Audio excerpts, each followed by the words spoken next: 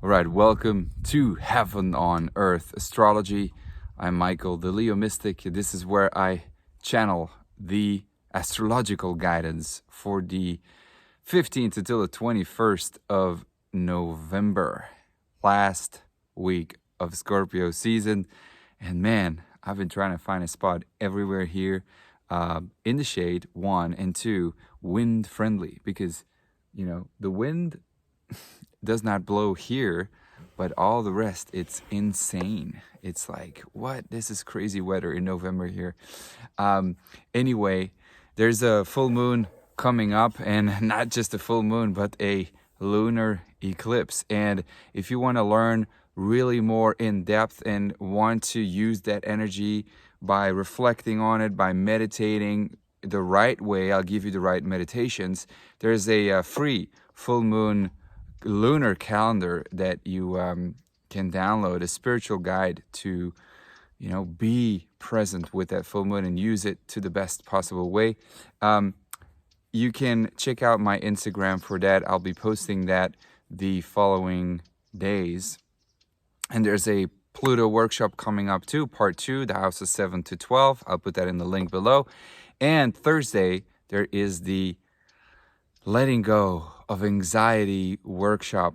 You know, I've had anxiety attacks myself about 15 to 12 years ago, and I had to go through this myself. And I put a program together with all the knowledge, the experience that I had, and all the resources that I used, and now the tools that I teach my clients. So go check that out. You can reserve your spot. The link is in the description below. Now, let's dive into the astrology of this week, which is, you know, the things that the verse that came up in my head was, we as astrologers, you know, we kind of make predictions. And I don't even know if that's the right word, but we kind of unveil or reveal the energies that are available, and we kind of fill it in with our own subjective you know, projection on the world of what we think might happen. And, you know, it's just, honestly, it's vast, and it is impossible to know exactly what's about to happen.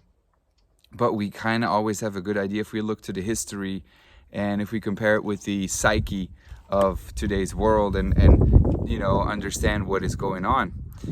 But even though, and I hope the wind is not blowing too much now in the microphone, but even though we kind of can give some idea of like what the energy is going to be like, this is like eclipse season, which is what we've entered in, together with a Mercury and Mars opposite Uranus is, I mean, this can go both ways. It's impossible to predict. And if there's one thing that you can predict, it's the unpredictability that's going to be there.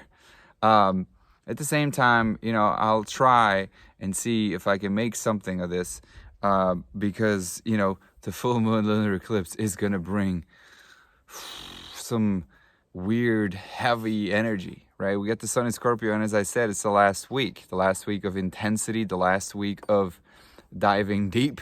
And then we go into Sagittarius season.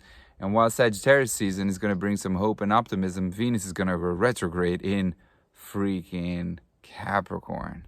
All over, where, you know, to the point where even like Saturn and Pluto join together.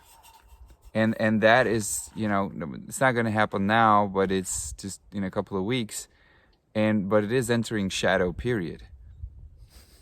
So Venus is all about value and money and worth and our relationships, and especially in Capricorn, it has to do with integrity and with the highest good, but, you know, with business relationships. And, you know, there's always a spectrum, as I always like to say, and you judge what kind of a spectrum we are in terms of authority and power.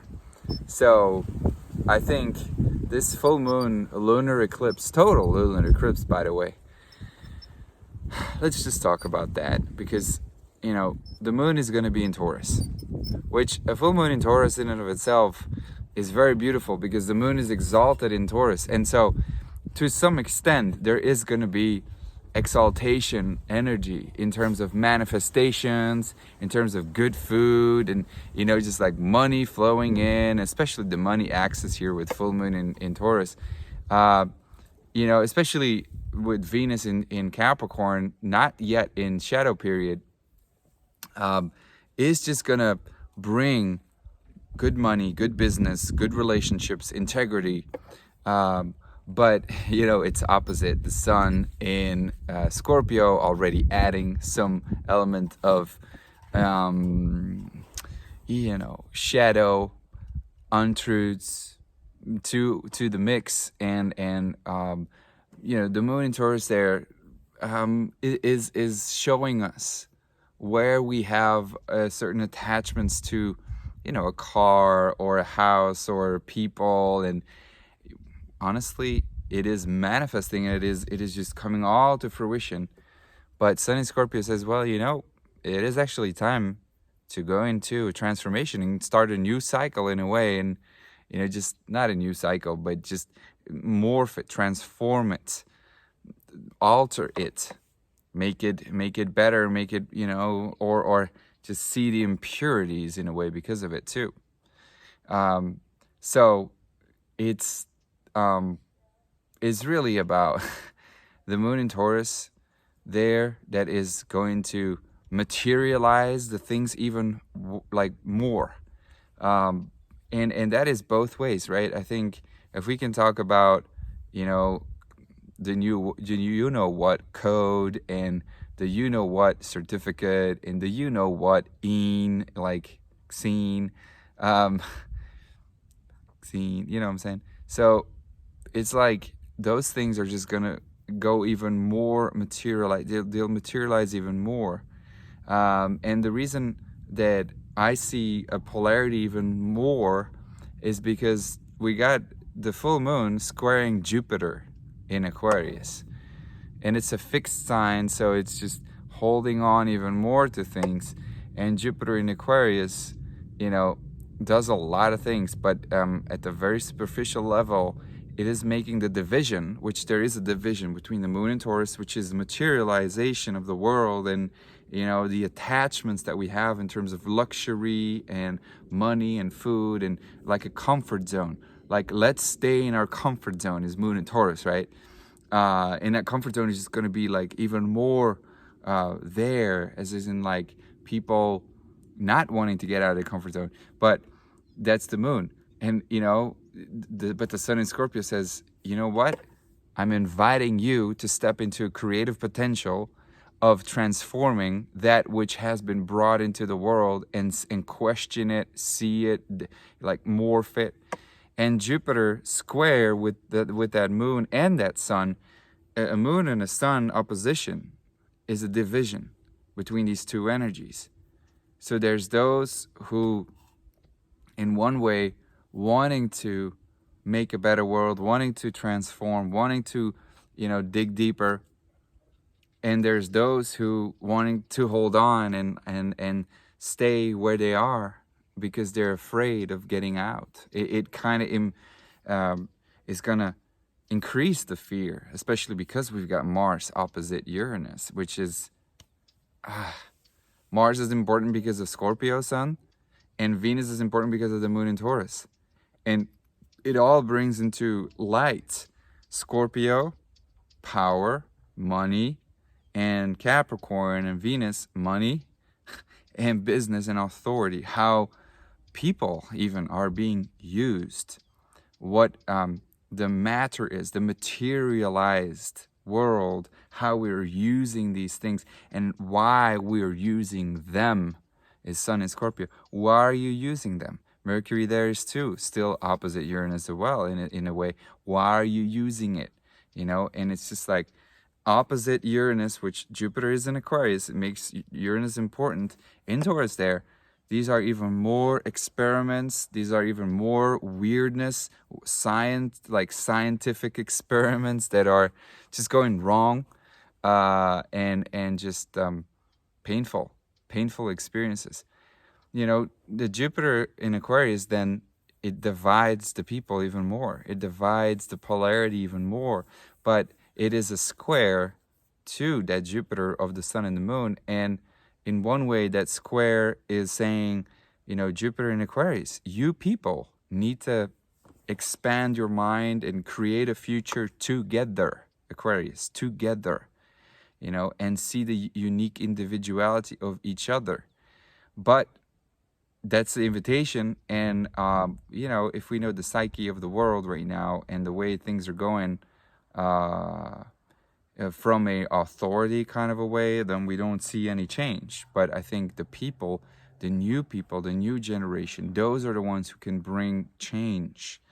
And those are the ones who understand what freedom really is and who are seeing the perspective of what's going on. They can go into the transformation. So there's a world that wants to go in transformation, and Jupiter makes it even worse, like, you know, more.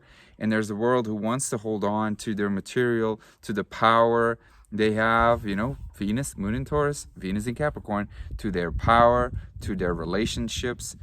And Sun in Scorpio makes it even more hidden. So it just intensifies this whole energy. And the relief point, which is the opposite of Jupiter in Aquarius, is Leo. It's 23 degrees of Leo, which is where my Sun and Mars are. So this is really where you have to step into your Leoness, step into your own unique individuality, take charge of your own destiny, and create your own world, and you know, use your ego, your strong ego, as a channel for the divine, with, you know, with its purities and impurities there will always be as a leader.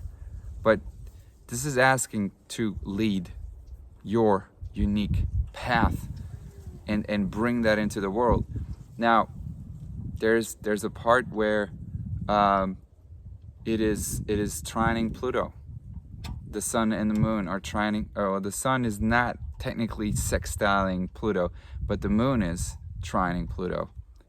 And that tells me that, you know, the materialization, whatever is matter, we can use it and with our power manipulate that matter. We can do anything with it. And everybody can do this. But, you know, just think who's in control of the mind of people. And those, because that's Sun in Scorpio, right? The manipulation of the mind, mental, emotional manipulation, in a good way and in a bad way. So that's the invitation, and to use our power, of transformation, the tools. Pluto is the tools, like the having the chords, or like the, yeah, just like pulling the strings. And those who are pulling the strings, and those who step into that power, because it's a trine, and it's not, you know, sometimes it doesn't get used because it's so easy, it's easy going, but those who use it, they win.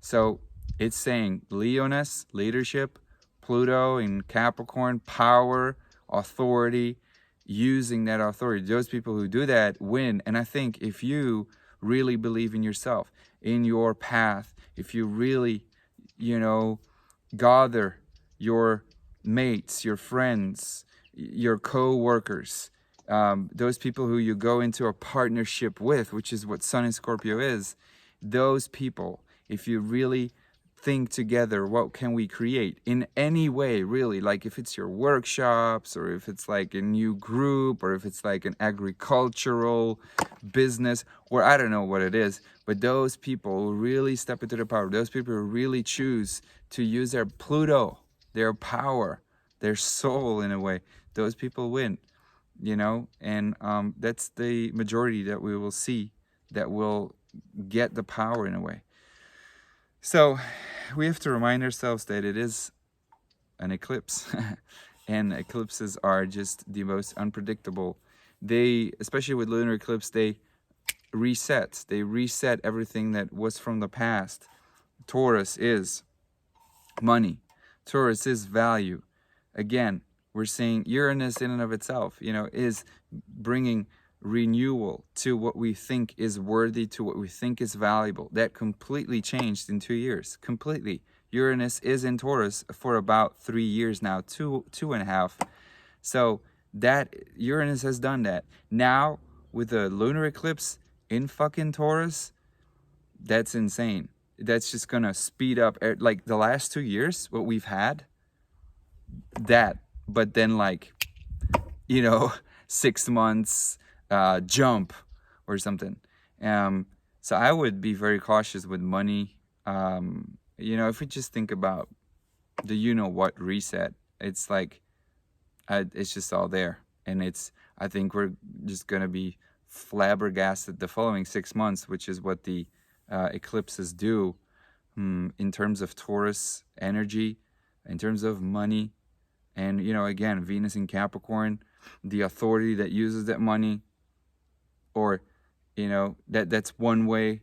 But if you are stepping into your control about money, and if you choose to direct where you're going to get your resources from, your food, I would really, really genuinely think about just starting your own garden, because food is going to become a very huge problem the next 6 months. Money is going to become a huge problem the next 6 months. It's just going to completely change. And, you know, if you know a little bit about what's going on behind the scenes, it's not really, you know, just difficult to see where this is all going. So I would take my precautions, really. But again, you know, eclipse seasons and Mars opposite Uranus, this could go anywhere. This, as I said in the beginning, we could try to predict anything, but this is the most unpredictable time of, you know, the year. And especially because Uranus gets activated in a way too. I don't think we've ever seen anything that unpredictable, or me as an astrologer at least. So it's crazy times. It's like we're living in the fucking Western, like, cowboy shit. So maybe that's a good thing, you know? It's creating tremendous chaos, and it's just, so it's a weird week. It's a weird week. It's bringing Jupiter in Aquarius weirdness. And again, too, like the people, the community, which is creating tension. The community, Jupiter in Aquarius, that has to choose, in a way, between Moon in Taurus and Sun in Scorpio. Does it want to, like, choose the comfort zone, Moon in Taurus? But it's an illusion, because it's a lunar eclipse. If you think that's your comfort zone, if you think that which you have right now is always going to be there, you're in for a ride. It's not. It's just not. And, you know, Sun in Scorpio is just asking, let's go into transformation again. Let's just keep transforming. Let's just, and you know, the Sun in Scorpio square Jupiter Aquarius says, like, together. We got to do this together. We got to expand our minds. We got to share each other's vision, each other's unique individual thinking, and create something new with it. And you know what? If you don't do it, other people will do it for you, because Pluto in Capricorn trining the Moon in Taurus, manipulation of matter. And if you do it in a good way or a bad way, it doesn't really matter. It's going to happen. And that's it. So it's up to you. It's up to us. It's what we choose. Moon in Taurus. Choices. So let's go for it. Let's fucking go for it. Get your minds together, even if it's with just one person. Pick one person who you're going to think, brainstorm with, create something with. I don't care. Ideally, you do it with a group. You come together. You think. You brainstorm. Let's go. Much love. See you next week, if it's possible.